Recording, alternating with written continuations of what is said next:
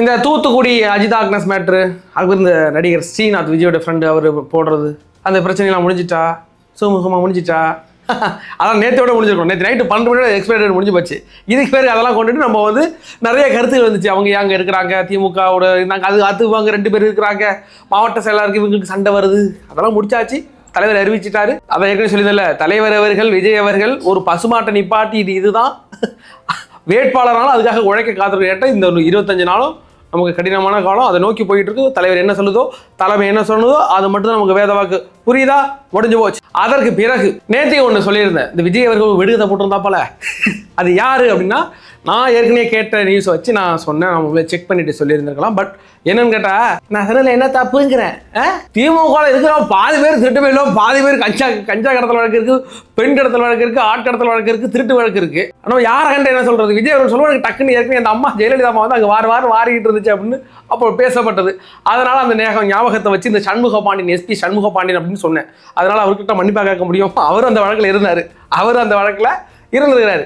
ஆனால் இது வந்து விளாத்திக்குளத்தில் 1996 விளாத்திக்குளத்தில் ரவிசங்கர் அப்படிங்கிற ஒரு நபர் வந்து வைகோவை எதிர்த்து அங்கே போட்டிட்டா. பெரிய கேஸ் இருக்குதுப்பா, சாதாரண வழக்கெல்லாம் இல்லை. Heroin 1.5 kilo heroin. அதுக்கு பிறகு ஒருத்தவங்க வீட்டில் நான் ஒரு அரசு அதிகாரி, உங்களை வந்து இது வந்திருக்கு சிபிஐ அதிகாரின்னு உள்ள வந்து இடி நினைக்கிறேன், பணத்தெல்லாம் இட்டு போயிட்டாப்பலையா, போலீஸ் அரெஸ்ட் பண்ணி கொண்டு போயிட்டு இருக்கும்போது தப்பிச்சு ஓடி போய் 6 வருஷம் ஆள காணாமல் இருந்துக்கிறாப்புல. பல வரலாறு இருக்கு அவருக்கு. அப்படியாக விஜய் குறிப்பிட்டது விளாத்திக்குளத்தில் 1996 வைகோவை எதிர்த்து போட்டியிட்ட ரவிசங்கர் அவரை தான் அப்படிங்கிறது தெரிஞ்சுக்க. நான் நேற்று சொல்லும் போதே நான் சொல்கிறேன், ஒருவேளை தவறாக தான் உங்களை எப்படி உங்கள்கிட்ட கொண்டாந்து சேர்க்குறாங்கன்னா கொண்டாந்து சேர்த்துட்டேன். தவறான தகவலுக்கு மன்னிக்கும். தவறான தகவலும் இல்லை, அது உண்மையான தகவல் தான். அப்படியாக இன்னும் வேற சில விஷயங்கள்லாம் நடந்துகிட்டு இருக்கு. திமுக பணத்தெல்லாம் கொண்டாந்து சேர்க்க ஆரம்பிச்சிட்டாங்க, வேட்பாளர் அறிவிச்சிட்டாங்க, இல்லை பெரிய பெரிய மூட்டையாக கொண்டாந்து ஒவ்வொரு வீடுகள்லையும் சேர்த்துட்டாங்க. இதுக்கு பிறகு இப்போது ஒன்றிய செயலாளர் வரைக்கும் அவங்க ஊருக்கு இப்போ நகர்ந்துக்கிட்டு இருக்கு பணம். ஒவ்வொரு முறையாக கொண்டு போயிட்டு இருக்காங்க. இந்த பறக்கும் படையை கண்ணில் படாமலாம் போய்கிட்டு இருக்கிறாங்க. ஆனால் ஒன்று சொல்லிவிட்டேன், தாவேக்காவில் உள்ள இந்த 234 வேட்பாளர்களும் சொல்கிறேன், எங்கேயும் காசு கொடுத்துடாதீங்க, மனத்தை வாங்கிடாதீங்க. இந்த திமுக காரன் கொடுக்குறான், அதிமுக காரன் கொடுக்குறான்னு எங்கேயாச்சும் இப்போ பாக்கெட்லேருந்து பணத்தை எடுத்து நான் கொடுக்குறேன்னு யாராச்சும் போனீங்க அம்பிட்டுதேன் விட்டு வார வேண்டியது. Sattai Duraimurugan, Sun TV editor Gunasekaran கூட சொல்ல வேண்டிய சலங்கை கட்டிட்டு திக்குன்னு ஆடுவாங்க. சில தாவேக்காவிலையும் சில முட்டா பீஸு முரட்டு பீஸ்லாம் 1-2 இருக்குது அங்கே லெஃப்ட் மாண்டியாக இருக்கிறாப்புல, அது மாதிரி வேலை தான் பார்ப்பாப்புல. அதனால தான் நான் சொல்கிறேன், அதாவது தமிழக வெற்றி கழகத்துக்கு விழப்போகிற ஒவ்வொரு வாக்கும் விஜய் அவர்களுக்கு விழுகிற வாக்கு. மனசார விரும்பி போட போகிறான். நீ ஒன்றும் பணம் கொடுத்தனால கண்டிப்பாக போட போகிறதில்ல. 1-2 பேர் அப்படி செய்ய வாய்ப்பு இருக்குது. அதனால் அப்படி யாரும் செஞ்சிடாதீங்க. தாவேக்காவிலேருந்து ஒருத்தர் கூட காசு கொடுத்ததா எந்த நியூஸ் வந்துடக்கூடாது. அதை வந்து அந்தந்த வேட்பாளர்கள் தான் சரியா பார்த்துக்கணும். அதற்கு பிறகு திமுக ஒரு வாக்குறுதியை கொடுத்திருக்கு.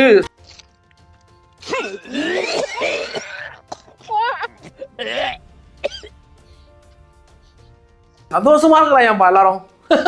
என்ன வாக்குறுதியோட யாருக்கும் தெரியல. திமுக வாக்குறுதி கொடுத்திருக்கு, வாக்குறுதி கொடுத்திருக்குன்றாங்க.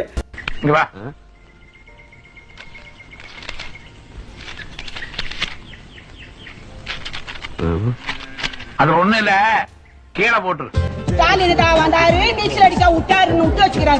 என்ன வாக்குறுதின்னு கேட்டா யாருக்கும் தெரியல. ஒரே ஒரு வாக்குறுதி சொல்றாங்க. என்ன வாக்குறுதி?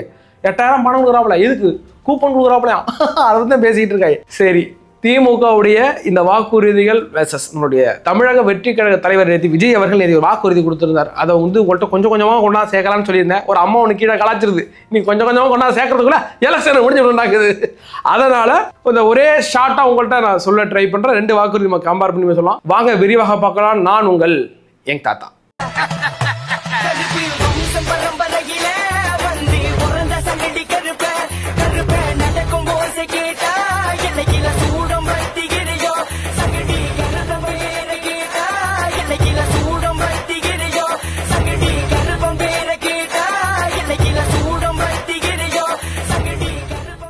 திமுக 2026 நம்மளுக்கு கடுக்கா காது குத்துறதுக்காக நேற்று ஒரு 524 வாக்குறுதிகளை கொடுத்துருக்கு. எல்லாரும் ஊரே தான் பேசுது, திமுக வாக்குறுதி கொடுத்துட்டு தெரியுமாங்க, கொடுத்துருக்குறாங்க.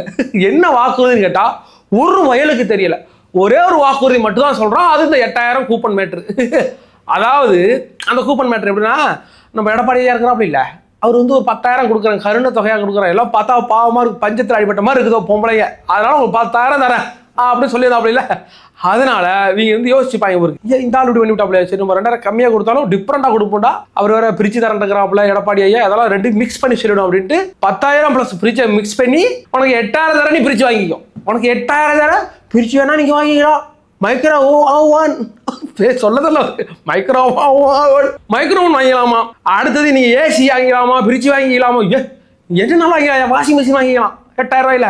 அவர் அப்படிதான் சொல்லிக்கிறார். நீங்க ஏதாச்சும் ஒன்று வாங்கிக்கலாம்னு சொல்லியிருக்கலாம்ல, அவரு சொல்லும் போது அப்படிதான் சொல்றாரு. நீங்க பிரிச்சு வேணா வாங்கிடுங்க, அது வாங்கிடுங்க, இதுன்னு 8,000 தரேன், என்னன்னாலும் வாங்கிக்கோ, ஆனா நான் உனக்கு 8,000 தான் தருவேன் அப்படின்னுக்கிறாப்புல. இன்னைக்கு ஏதாச்சும் ஒரு ஃபேனுக்கு காயில் போயிட்டாலே 1200 கேட்குறாங்க. ஃப்ரிட்ஜில் ஏதாச்சும் வந்து கேஸ் போயிட்டுனா அதை ஃபில் பண்ணுறதே 4,000 கேட்குறான், 3,000 கேட்குறாங்க. இவர் 8,000 கொடுத்து நீ எல்லா நாளும் வாங்கினுக்கிறாப்புல. ஆனால் அந்த ஊர் மக்களுக்கு அது மட்டும் தான் தெரியுது, வேற என்னென்ன கொடுத்துக்கிறாப்புல. அடுத்தது அந்த விவசாயிகளுக்கு நான் உன்னை தரேன் பாரு, உனக்கு ஒரு அல்வா கொடுக்குறேன் பாரு, வெயில நடந்து கஷ்டப்படியில் உனக்கு அல்வா தரேன் என்ன சொல்லிக்கிறாப்புலன்னா, நெல் குவிண்டாலுக்கு ஒரு குவிண்டாலுக்கு 3,000 3,500, கரும்புக்கு 4,500 தரேன் அப்படின்னுக்கிறாப்புல. இது எங்கேயா கேட்ட மாதிரி இருக்கான்னு பார்த்தா எப்போ கேட்டான் 2020 தான் சொல்லிக்கிறாப்புல. காப்பி பேஸ்ட் போன வாட்டி கொடுக்கல, ஆனால் அதெல்லாம் சேர்த்துருந்தாங்க. இப்போ நாங்கள் கொடுத்துட்டோன்னு சேர்த்துட்டு இப்போ மறுபடியும் ஒன்று இருக்கிறாங்க. இல்லை எங்களை பார்த்தா உங்களுக்கு எப்படியா தெரியுது, அதாவது விவசாயிகளுக்கு நாங்கள் கொடுத்த வாக்குறுதியை நிறைவேற்றிட்டோம்னு சொல்லி தான் ஒரு 80% வாக்குறுதியை நீங்கள் சொன்னீங்க. அந்த வாக்குறுதி 2020 இது இருக்குது. இந்த விவசாயிகளுக்கு தப்போருங்க 3,500 3,500 நெல்லு குவிண்டாலுக்கு 3,500 சொன்னாப்லையா, கரும்புக்கு 4,500 சொன்னாப்ல. போன வாட்டி விஜய் வரும்போது தஞ்சாவூர்ல வந்து விஜய் இதை சொன்னாரு, கரும்புக்கு தரேன்னு சொன்னீங்களே தந்தீங்களா அப்படின்னு கேட்கும் போது அவங்க செய்யலைங்கிறது தெரிய வந்துச்சு. அவங்க செஞ்சுட்டாங்க அப்படின்னு போஸ்ட் அடிச்சு ஒட்டியிருந்தாங்க. இப்போ மறுபடியும் ஒன்று எடுத்துக்காங்க, வைக்கமே இல்லாம பெரிய இம்ப்ரெசிவா வந்து திமுக வந்து வாக்குறுதி கொடுக்கும் அப்படின்னு தான் நம்மளாம் எதிர்பார்த்தோம்ங்களேன்.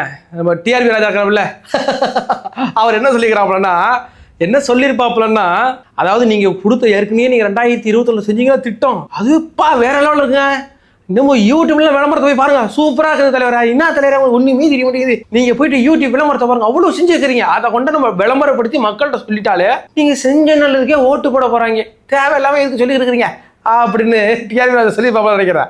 அதனால பெரிய இம்ப்ரெசிவா எந்த வாக்குறுதிகளையுமே அவர் கொடுக்கல. அவர் கொடுத்த அந்த வாக்குறுதியில் இந்த இல்லத்தரசிகளுக்கு நான் 8,000 பணம் தரேன்னு சொல்லிக்கிறாரு. அதுல அவ்வளோ மாற்று கருத்து இருக்கு. நம்ம யாரு விக்கிய அவர் நிறைய போட்டிருந்தாப்புல வச்சுங்களேன், நிறைய பேர் ஷேர் பண்ணியிருந்தாங்க. அவர் சொன்னபடியுமே அது கரெக்டாக இருந்துச்சு. அதில் மிஸ்யூஸ் பண்ணுறதுக்கு நிறைய வாய்ப்புகள் இருக்கு. அதுவுமே எனக்கு இன்னொரு டவுட் என்னன்னா, அது யாருக்கு கொடுக்க போறீங்க, இந்த பெண்களுக்கு கொடுப்பீங்கன்னு எனக்கு தெரியும்னு வச்சுங்களேன். அந்த நேரத்தில் கொண்டா சொல்லுவாங்க, என்ன சொல்லுவாங்க, அதாவது தகுதியான பெண்களுக்கு தான் கொடுப்போம், அந்த ஜீன்ஸ் பேண்ட் டிஷர்ட் போட்டுன்னா நாங்கள் ஆம்பளை பிள்ளை கணக்கில் எழுதிட்டு போயிடும், உங்களுக்கு கொடுக்க மாட்டேன்னு சொல்லிவிடாங்க. எப்படி அப்படிதான் சொல்லுவாங்க, ஏன் சொல்ல மாட்டாங்க அவங்க, இந்த மகளிர் உரிமை தொகைக்கு அப்படிதான் சொன்னாங்க. அதுக்கு பிறகு இந்த நகை கடன் தள்ளுபடி பண்ணுறேன் அப்படின்னு சொல்லிட்டு நான் 35 லட்சம் 48 லட்சம் பேருக்கு நான் தள்ளுபடி பண்ணுறேன், வெறும் 13 லட்சம் பேருக்கு தான் தள்ளுபடி பண்ணாங்க. நீங்களாம் வந்து உங்களுக்குலாம் தகுதியே இல்லைங்கன்னு அசிங்கப்படுத்தி விட்டாப்புல ஸ்டாலின் ஐயா. இப்போ அது மாதிரி கொடுத்துருக்காப்புல. சரி கொடுக்குற டோக்கன் தொலைஞ்சு விடுது, இந்த கூப்பன் என்ன பண்ணுறது, அது கணக்கில் வருமா வராதா, எப்படி செயல்முறைப்படுத்த போறீங்க? ஒரு கடையில் எந்த கடையில் கொண்டு கொடுக்கலாம், எல்லா கடையிலையும் கொண்டு கொடுக்கலாமா, எல்லா தமிழ்நாட்டில் உள்ள எல்லா கடைகளுக்குமே அது செல்லுபடி ஆகுமா, அதை பற்றி எந்த ஒரு புரிதலும் இல்லாமல் நீங்கள் எங்கேனாலும் வாங்கிக்கலாம், நீங்கள் எங்கேனாலும் வாங்கிக்கலாம், சார் நான் சொல்கிறா வாங்கிக்கலாம் அப்படி சொல்லிக்கிறாப்புல. அது எந்த மாதிரின்னு நமக்கு தெரியல. இப்போ திமுக கொடுத்த வாக்குறுதிகள்லையே இவ்வளவு வாக்குறுதிகள், 524 வாக்குறுதிகள், எல்லாருக்கும் தெரிஞ்சது 2 வாக்குறுதி கொஞ்சம் தெளிவாக தெரியுது. ஒன்று இந்த 8,000 கூப்பன் கொடுக்குறது, அது ஏமாத்து வளர்க்குறது அவங்களுக்கு தெரியும் வச்சுக்கலேன். 2வது இந்த 8 வயதுக்கு உட்பட்ட சிறுமிகளை நீங்கள் வன்புணர்வு செஞ்சால் மரண தண்டனை கொடுக்குறேன் அப்படின்ட்டு. அதில் கூட எனக்கு புரியலை, 8 வயதுக்கு உட்பட்ட சிறுமிகளை வந்து வன்புணர்வு செஞ்சால் மரணம் கொடுத்துருங்க, அப்போ 9 வயசுல உள்ள சிறுமியை வன்புணர்வு செஞ்சால் விட்டுருவீங்களா? 10 வயசு 11 வயசு இப்போ பைத்தியகாரத்தனமாக ஏன் நீங்கள் இந்த வாக்குறுதி கொடுக்குறீங்க? நீங்கள் 18 வயசுக்கு உட்பட்ட பெண்களை நீங்கள் வன்புணர்வுலாம் உங்களுக்கு மரண தண்டனை கொடுக்குறேன் அப்படின்னு நீங்கள் சொல்லியிருக்கணும்.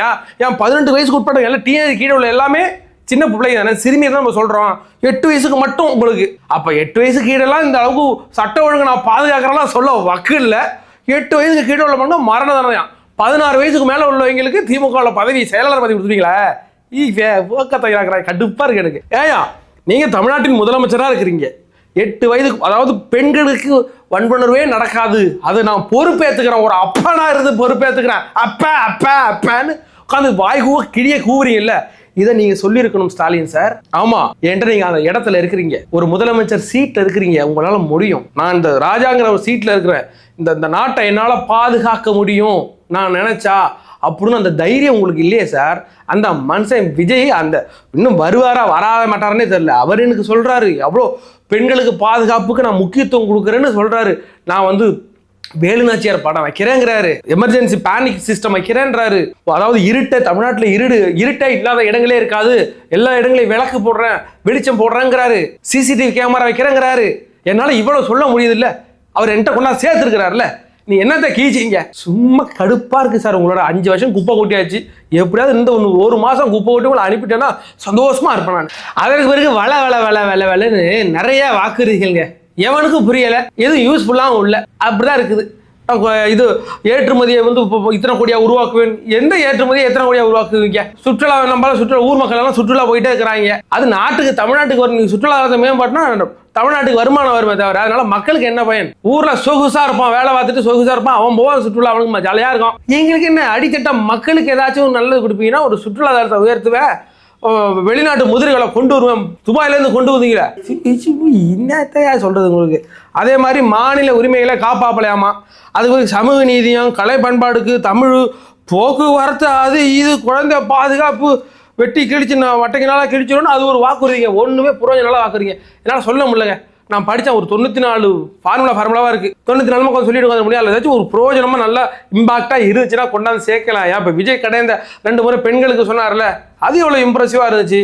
இப்போ சொல்லிக்கிறாப்புல, அப்போ அடுத்த வாக்குறுதிகள் இளைஞர்களுக்கு, யூத்துக்கு மட்டும், அது கூட மக்கள்கிட்ட போய் சேருதியா? யோசிக்கிறாயா? அந்த அளவுக்கு ஒரு வாக்குறுதி உங்களால் கொடுக்க முடியாது. மிக முக்கிய காரணம் மிதப்பு.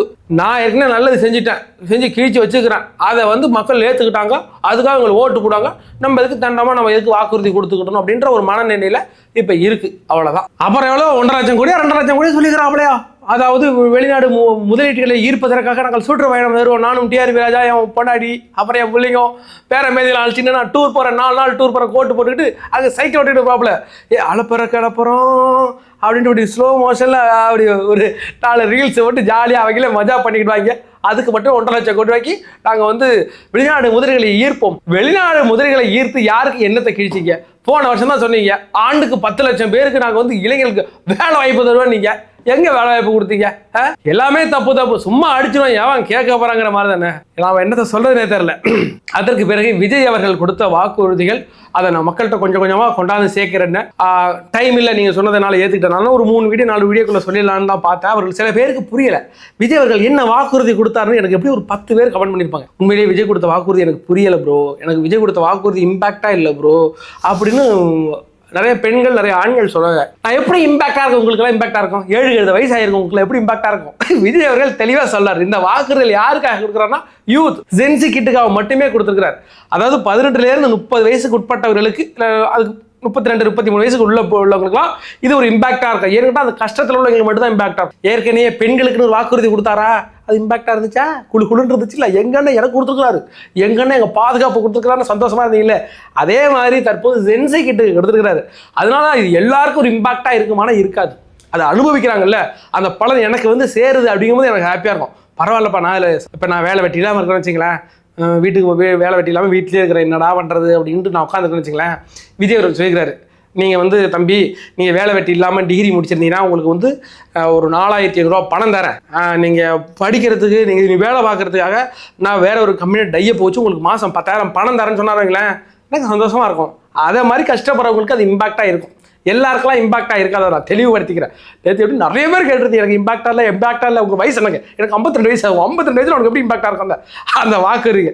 சரி, நேற்றுக்கு விஜய் அவர்கள் கொடுத்தது முழுக்க ஜென்சி கிட்டுக்காக மட்டுமே கொடுத்தார், அது அவர்களுக்கு போய் சேர்ந்துருக்கும். அது மாதிரி விஜய் அவர்கள் தனித்தனியாக பிரித்து கொடுத்தார், ஆடவர்களுக்குன்னு தனியாக, பெண்களுக்குன்னு தனியாக, அந்த ஜென்சி கிட்டுன்னு எல்லாருக்குமே தனியாக அப்படின்னு நிறையா முறையாக பிரித்து கொடுக்குறாரு. இன்னும் விஜய் அவர்கள் முழுமையான ஒரு மேனிஃபெஸ்டோ வெளியிடலை, வந்தால் இன்னுமே இம்பாக்டாக இருக்கும். தற்போது விஜய் அவர்கள் நேற்றுக்கு கொடுத்த அந்த வாக்குறுதிகள் இருக்குல்ல, அந்த வாக்குறுதிகளை அவர் என்ன அப்படிங்கிறத உங்கள்கிட்ட எவ்வளோ ஷார்ட்டாக என்னால் சொல்ல முடியுமோ என் பாஷையில் நான் சொல்கிறேன், நீங்கள் புரிஞ்சுக்கிடுங்க. முதல்ல வந்து போதைப் பொருள் இல்லாத தமிழ்நாடு, போதைப் பொருள் எங்கேயுமே இருக்கக்கூடாது அப்படின்ட்டு நான் சொன்ன மாதிரி அவர் ஒயின் ஷாப் அவர் மென்ஷன் பண்ணாரா இல்லைன்னு தெரியல, வரும்னு நினைக்கிறேன். ஆனால் அந்த கஞ்சான்னு நிறையா இருக்குது, பள்ளிக்கூடங்களில் நிறையா இருக்குது, காலேஜில் நிறையா இருக்குது. அதை தடுப்பதற்காக ஒட்டுமொத்த தமிழ்நாட்டையும் என்னால் சரௌண்டிங்கில் கொண்டு வர முடியும். அந்த செயினை நான் கட் பண்ணுவேன், எங்கேருந்து வரதான் நான் கட் பண்ணுறேன். அதுபோக இருக்கிற இடங்களில் பள்ளிக்கூடங்கள்லாம் நாங்கள் மன்றங்கள் அமைத்து, போதை ஒழிப்பு மன்றங்கள் அமைத்து அதிலேருந்து முழுமையாக விடுபட செய்வேன் அப்படின்னு அவர் சொல்லியிருக்கிறார். அதற்கு பிறகு கல்வி உத்தரவாத திட்டம், அதாவது 12வது படிச்சுட்டு நீங்கள் எங்கேயாச்சும் வேறு மேல் படிப்பை படிக்கணும், ஒரு பிஹெச்டி வரைக்கும் நீங்கள் என்னன்னாலும் படிச்சுக்கோ தலைவா, உனக்கு 20 லட்சம் ரூபா எந்த ஒரு கேரண்டி இல்லாமல் வட்டி இல்லாமல் நான் உனக்கு தரேன். நீ போய் வாங்கலாம், உனக்கு எந்த கேரண்டி தேவையில்ல, பத்திரத்தை வைக்க தேவையில்லை, உள்ள நீங்கள் பத்திரம் கொண்டு வாங்க, அடமானம் வச்சுட்டு தான் பணம் கொடுப்பலாம், இதுக்கு கிடையாது. அது அப்படின்னு சொல்லியிருக்கிறார். அடுத்தது 3வதாக அரசு நியமனம், பொறுப்புடைமை மற்றும் வெளிப்படைத்தன்மை. அந்த திட்டம் என்னன்னா, டிஎன்பிசி எக்ஸாம் இருக்குல்ல, TNRATA. இந்த டிஎன்பிசி எக்ஸாம்ல மிகப்பெரிய பிரச்சனைகள் வந்துகிட்டு இருக்கு அப்படிங்கிறது தெரியும். இவங்க எப்போ நோட்டிஃபிகேஷன் வருதுங்கிறது பெருசாக உள்ள சொல்ல மாட்டாங்க. அதை பார்த்து படிச்சுட்டு இருக்கவங்களுக்கு ஈஸியாக வந்துடுவாங்களேன். அதுக்கு பிறகு அப்ளை பண்ணுறது, அதுக்கு பிறகு 10 நாள் தள்ளி வைப்பாங்க, எக்ஸாம் சொல்லுவாங்க, ஹால் டிக்கெட்டே அவங்க அடிக்க மாட்டாங்க. இந்த திமுக அரசு கடைசியில் ஹால் டிக்கெட் அடிக்க முடியாமல் அந்த அளவுக்கு மட்டமாக நடத்துறாங்க இல்லை. அதற்கு பிறகு எந்த ஒரு வெளிப்படைத்தன்மை இல்லாமல் ஒரு ஷெடியூல் இல்லாமல் இருக்கு இந்த டிஎன்பிசியோட எக்ஸாம். அந்த எக்ஸாம் எழுதுறது அதுக்கு நான் ஷெடியூல் பண்ணுவேன்றாப்ல. அதாவது ஒவ்வொரு வருடமும் ஜனவரி மாதம் நான் உங்களுக்கு அதோட ஷெடியூலை கொடுத்துருவேன். பிப்ரவரி 10க்குள்ள நோட்டிஃபிகேஷன் வந்து தயாராரு, ஓகே வந்துடுச்சு. அடுத்தது மார்ச் மாதத்துக்குள்ளே நீங்கள் அப்ளை பண்ணி முடிச்சிடணும், கடைசி டேட்டு முடிஞ்சாச்சு. எக்ஸாமு இத்தனாம் தேதி தான் உனக்கு எக்ஸாமு, மே 10ஆம் தேதி எக்ஸாமு, போய் எழுதுங்க, எழுதி முடிச்சாச்சு. அதுக்கு பிறகு அடுத்த 2 நாளுக்குள்ளே நாங்கள் வந்து அந்த கீவேர்டை நாங்கள் வந்து ரிலீஸ் பண்ணுவோம், அதை வச்சு நீங்கள் செக் பண்ணிக்கலாம். அதுக்கு பிறகு அடுத்த ஒரு மாதத்துக்குள்ளே ரிசல்ட் எல்லாருக்கும் வந்துடும். அந்த ரிசல்ட்டை போய் பார்த்துக்கிடுங்க, இந்த இதில் போய் பார்த்துக்கலாம். அதுக்கு பிறகு எத்தனாம் தேதி வேலை, அது எல்லாமே நான் உனக்கு ஷெடியூல் பண்ணி கொடுத்துருவேன்.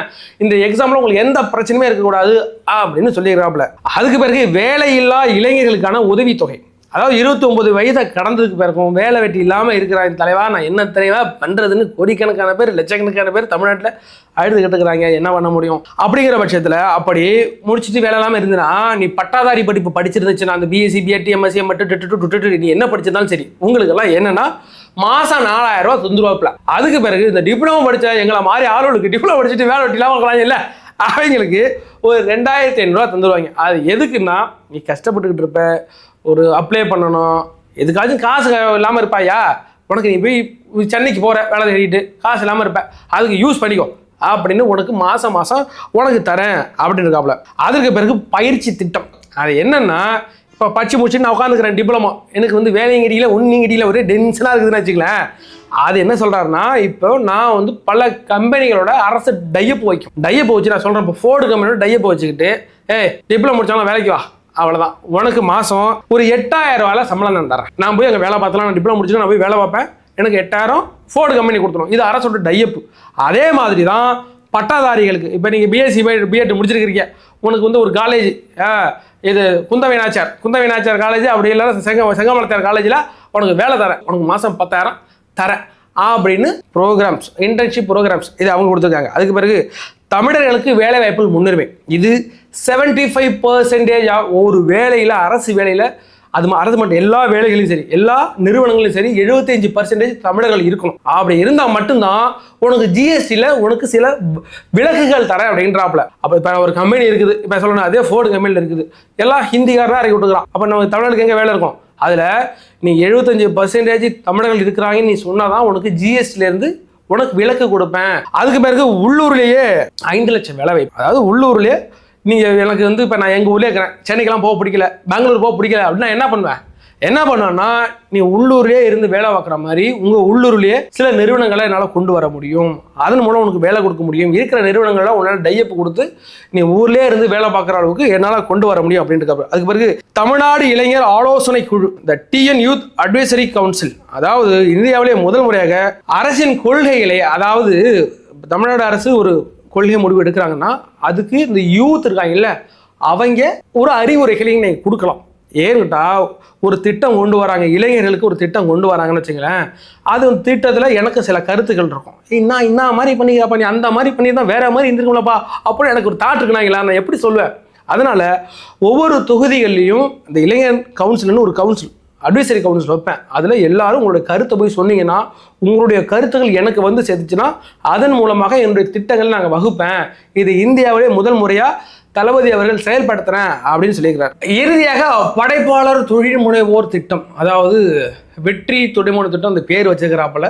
அதன்படி அதாவது நான் யாருக்கிட்டையும் கை நீட்டி வேலை செய்ய மாட்டேன்ப்பா, எனக்கு அதெல்லாம் பிடிக்காதுப்பா அப்படின்னு ஈகோ ப்ராப்ளமாக சில பேர் இருப்பாங்க. ஈகோ ப்ராப்ளம் கிடையாது, தனக்குள்ள நான் ஒரு தொழில் முனைவராக வேண்டும், நான் ஒரு தொழிலதிபராக வேண்டும்னு வெறியோட இருப்பானுங்க நம்ம பாசகா. அவங்களுக்கு சரிப்பா நீ வந்து தொழில் முனைவர் ஆகிக்கோ அப்படின்ட்டு எந்த ஒரு கேரண்டியும் இல்லாமல் 25 லட்சம் ரூபா வரைக்கும் உங்களுக்கு பணம் கொடுக்கப்படும், கடன் கொடுக்கப்படும் வங்கிகளிலிருந்து. அந்த திட்டத்தின்படி நீங்க தொழில் முனைவர் ஆயிடலாம் அப்படின்னு விஜய் அவர்கள் இத்தனை வாக்குறுதிகளை இளைஞர்களை குறிவைத்து ஜென்சி கிட்டுக்கு மட்டுமே இப்படிப்பட்ட வாக்குறுதிகளை கொடுத்திருக்கிறார். இப்ப நான் அதான் சொல்றேன், யார் கொடுக்குற வாக்குறுதிகள் உங்களுக்கு இம்பாக்டா இருக்கு அப்படின்னு சொல்றோம்ல. இப்போ வந்து எடப்பாடியார் கொடுத்தாரு 10,000 கருணை தொகை தரேன் அப்படின்னு சொன்னார்ல. 10,000 கருணை தொகை நல்லா இருக்கு. அந்த கருணை தொகைங்கிறது நமக்கு உள்ளுக்குள்ள ஒரு குடஞ்சலா இருக்கு. 10,000 கருணை தொகையா, எவ்வளவு காசு வரும் அப்படி இப்படின்னு வருது இல்லை. ஆனா இப்போ நம்ம குத்துக்கிறாப்புல, நம்ம ஸ்டாலின் ஐயா குத்துக்கிறாப்புலன்னா இன்னும் ஒன்றும் புரிய மாட்டேங்குது இல்லை. ஒரு 4 வாக்குறுதிகள் மனசில் நிற்க மாட்டேங்குது இல்லை. ஆனா விஜய் சொல்ற வாக்குறுதிகளை எங்கேயோ ஒரு அந்த வயசான அம்மா, ஒரு 60 வயசு அம்மாவும் அவங்களுக்கு ஒரு இம்பாக்ட் ஏற்படுது. உள்ள 6 சிலிண்டர் கறங்குது. நம்ம வீட்டு பிள்ளைகள் வந்து பாதுகாப்பாக போயிட்டு வரதுக்கு எல்லா இடத்துலையும் லைட்டு போடுறேன்னு சொல்லுது, சிசிடிவி கேமரா வைக்கிறேன்னு சொல்லுது, அடுத்தது எழுநச்சர் படை அமைக்கிறேன்னு சொல்லுது, அஞ்சலி அம்மாள் நீதிமன்றங்கள் அமைச்சு உங்களுக்கு உடனுக்குடைய அந்த பெண்களுக்கு எதிரான குற்றங்களுக்கு நான் உடனுக்குடனே சொல்கிறேன் அப்படின்னு சொன்னதாக இருக்கட்டும், தற்போது இந்த யூத்துகளுக்கு கொடுத்துருக்கிற வாக்குறுதிகளாக இருக்கட்டும், இதெல்லாம் ஈஸியாக மக்கள் போய் சேருது. மிக முக்கிய காரணம் அது விஜய் சொல்கிறதுனால போய் சேருது. இருந்த போதிலும் ஒரு இம்பாக்டாக இருக்குது, எல்லா இடத்துலையும் போய் சேருது. ஆனால் ஸ்டாலின் கொடுத்த வாக்குறுதிகளோ, எடப்பாடி கொடுத்த வாக்குறுதிகளோ செத்தவங்க கையில் வெத்தலாவை கொடுத்த மாதிரி செவனேன்னு இருக்குது, கிடத்துல போட்ட கல் மாதிரி கம்முன்னு இருக்குது. அதனால சொல்கிறேன், தற்போது இந்த அரசியல் கடத்தில் எப்பொழுதும் இந்த 25 நாளும் விஜய் அவர்கள் தான் ஆட்ட நாயகன். கண்டிப்பாக அப்படிதான் இருக்கும். அவர் சொல்ல போகிற வாக்குறுதிகள் தான் ஒட்டுமொத்த தமிழகம் ஒட்டு நோக்கிட்டு இருக்கு. இவங்கெல்லாம் வாக்குறுதி கொடுத்து நம்மளை ஏமாற்றி விட்டாங்க இல்லை, அதனால எனக்கு நம்ப முடியல. அதான் ஃபர்ஸ்ட் உங்களுக்கு பிரிச்சு தரேன்னா உங்களுக்கு பிரிச்சு 1.5 அடி ஒரு ஆள் உயரத்தில் பிரிச்சு டபுள் டோர் வச்சா கொடுக்க போறாரு எடப்பாடி ஐயா. இது ஒரு பாப்பில் ஓப்பன் பண்ணி ஒரு நேற்று வச்ச சாம்பாரை கூட உள்ள வைக்க முடியாது, அந்த அளவுக்கு தான் ஃப்ரிட்ஜ் கொடுக்க போறாங்க.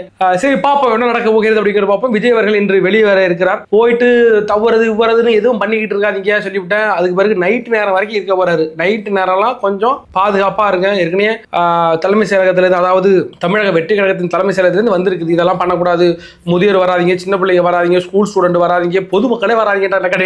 கடைசியில் பொதுமக்கள் யாரும் வர வேண்டாம், வீட்டில் டிவியில் இருந்தால் வர வேண்டாம்ல, மற்ற யாரும் வரவாங்க, அந்தந்த ஊர் உள்ளவங்க மட்டும் போய் நீங்க கலந்துக்கிடுங்க. இரவு நேரம் ரொம்ப சேஃபா இருங்க. இரவு நேரம் ரொம்ப சேஃபா இருக்கணும். ஏற்கனவே ஒரு இரவு நேரத்தில் ஒரு அசம்பாவிதம் நடந்து இன்னைக்கு வரைக்கும் அது பெரிய இடைஞ்சல் இருக்கு. அதனால ரொம்ப ரொம்ப ரொம்ப ரொம்ப சேஃபா இருங்க. வண்டியில தவாதீங்க. விஜய் அவர்களை அரசியல் செய்ய விடுங்க. வேறொரு வீடியோவில் சந்திக்க வரை உங்களோட விடுவது நான் உங்கள் யங் தாத்தா.